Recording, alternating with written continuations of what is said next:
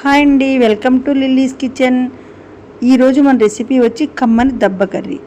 ఎంత కమ్మగా ఉందో టేస్ట్ అనేలా మనం దబ్బకూర వండేద్దామా. మేక మాంసం, మేక తలకాయ కూర, బోటి, లివర్, మేక కాళ్ళు, మేక దబ్బ, ఇలా అన్ని రెసిపీస్ చాలా టేస్టీగా ఉంటాయి. ముందుగా ఈ దబ్బ కర్రీ ఎలా వండాలో చూసేద్దాం.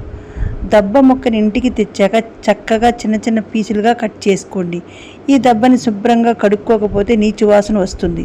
అందుకే పీసులు చేసుకున్నాక చక్కగా కొద్దిగా సాల్ట్, నిమ్మరసం పిండుకొని కూరని గట్టిగా పిసికి 5-6 సార్లు వాటర్లో శుభ్రంగా కడుక్కోండి. ఇలా కూరని శుభ్రంగా కడుక్కోకపోతే బ్యాడ్ స్మెల్ వచ్చి కూర అంతా పాడైపోతుంది. వేడి నీళ్లు పోసి కూడా కూరను కడుక్కోవచ్చు.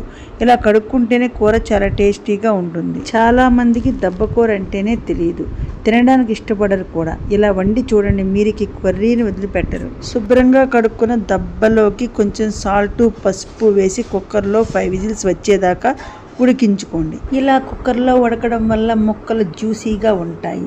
నేనైతే 1/2 కిలో దబ్బను తీసుకున్నాను. దానికి ఒక ఉల్లిపాయ, 2 పచ్చిమిర్చి తీసుకొని చిన్న చిన్న ముక్కలుగా చేసుకొని దోరగా వేయించుకోండి. ఈ ఉల్లిపాయ ముక్కలు గోల్డెన్ బ్రౌన్ కలర్ వచ్చే వరకు వేయించుకున్నాక కూరకు సరిపడినంత పసుపు, సరిపడినంత ఉప్పు వేసుకుని బాగా కలుపుకోండి. నెక్స్ట్ ఒక స్పూన్ అల్లం వెల్లుల్లి పేస్ట్ కూడా వేసుకుని దోరగా వేయించుకోండి. ఒక ఉల్లిపాయ ముక్కలు దోరగా వేగాక కుక్కర్లో ఉడికించి ఉంచుకున్న దబ్బ ముక్కలు వేసుకుని 5 మినిట్స్ పాటు బాగా వేగనివ్వండి.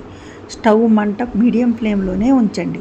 ఇక తరువాత కూరలోకి 1 స్పూన్ కారం, 1 స్పూన్ గరం మసాలా పౌడర్ వేసి బాగా కలుపుకోండి. మనం ఆల్రెడీ కూరను ఉడికించుకున్నాం కాబట్టి ఇంకొక 10 మినిట్స్ పాటు బాగా వేగనివ్వండి. ఇక వేగాక కొత్తిమీర జల్లుకొని స్టవ్ ఆఫ్ చేసుకోండి.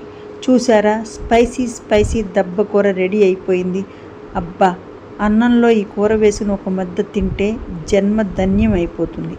మీరు కూడా ఈ స్టైల్లో చేసేయండి. మరి ఇలా చేస్తే పిల్లలు కూడా చాలా ఇష్టంగా తింటారు. చాలా మందిలో దబ్బ కూర వాసన వస్తుందని ఒక అపోహ ఉంది. అది నిజం కాదు. మీరు కూరని ఈ విధంగా చేస్తే వాసన ఉండదు, ఎంతో టేస్టీగా కూడా ఉంటుంది. ఈ కూర టిఫిన్స్లోకి, రైస్లోకి ఎంతో బాగుంటుంది. ఒకసారి ట్రై చేస్తారుగా.